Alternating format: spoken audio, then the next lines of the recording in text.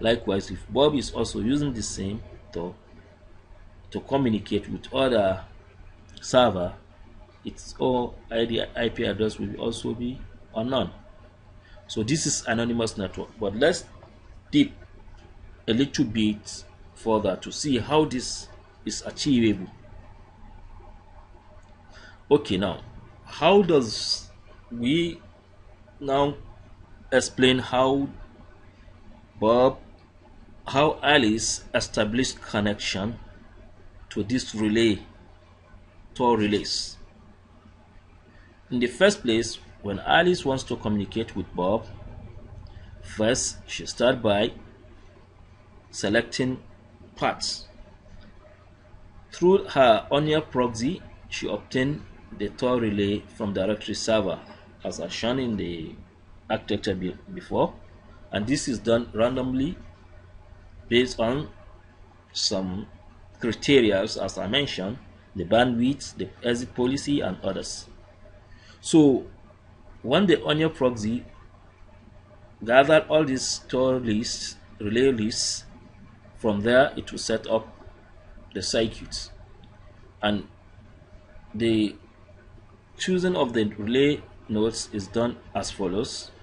First, by the exit nodes. First it chooses the exit nodes, then the entry guard, then the intermediate nodes or the middle node. When it chooses these nodes, first it will establish circuits as well as session key with the first nodes. The TLS protocol is being implemented in Tor system, so it uses that to establish a session key with the first node. So now through that node, it extends the circuit to the guard nodes. Through this connection, it extends to the guard nodes, thus establishing another session key with the middle nodes. Also, it uses this circuit again to extend toward the last nodes, which is the exit nodes. Okay, and establishing session key the same way with the exit nodes. This way, Alice has a session key with the guard nodes, which is this, with the intermediate node, as well as with the exit nodes. Once this is established, next it will relay data, send a request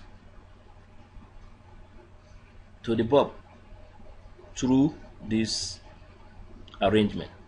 Okay, so as we can see, this is also a data that is being sent by Alice to Bob, and is being replied from Bob to Alice through this circuit.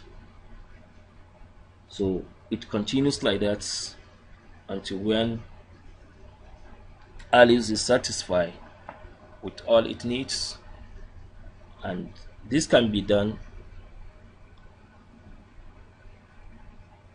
as you can see. Now let's see more details about how this is happening.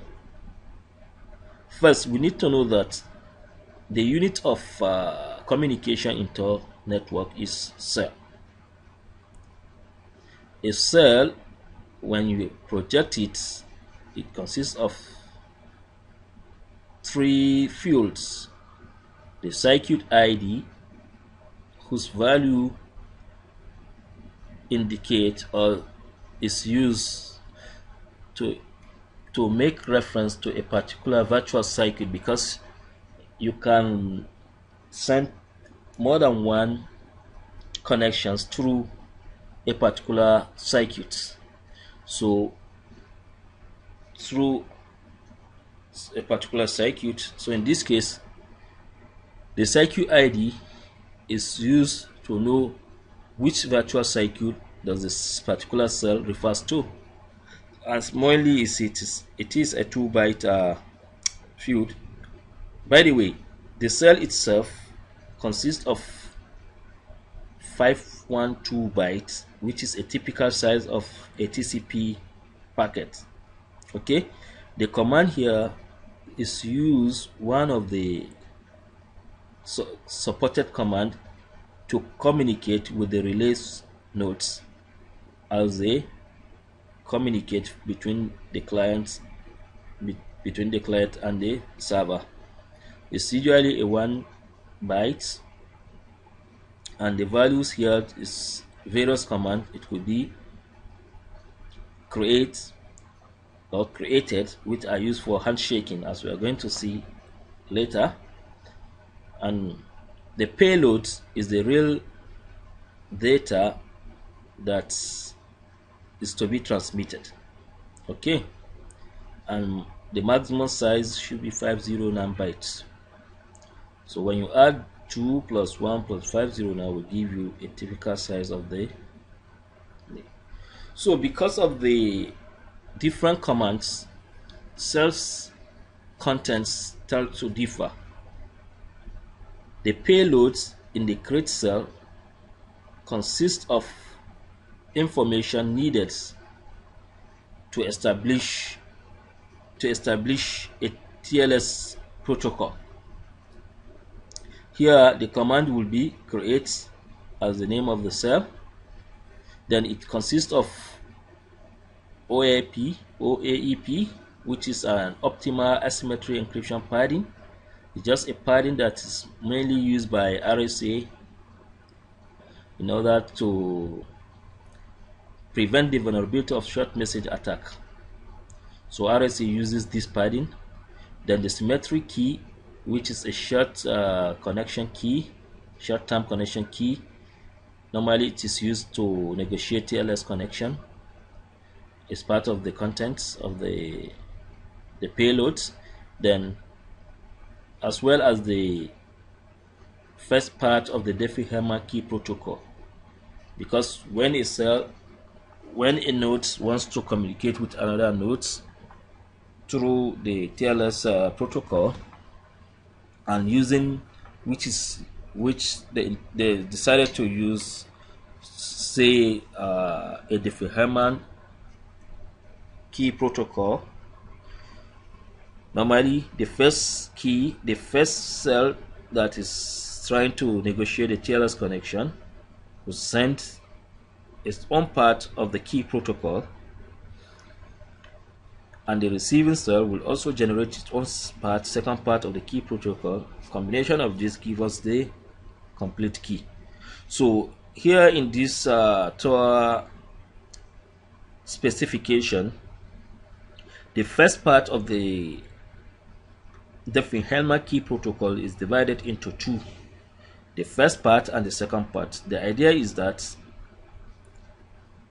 the first part with the symmetric key for TLS connection, short-term connection key, and the part, of course, and is being encrypted with the RSA.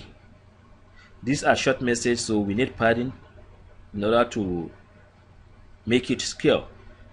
And this RSA key is for the nodes that the message is to be relayed to. Okay, so in this case, the second part, as we can see, will be encrypted with the symmetric key. So this cell will be sent to a particular node, a relay node, a Tor relay node, in order to establish the TLS connection. We call it handshake. So this is a handshake request cell. The create cell is a handshake request cell. Okay. In response,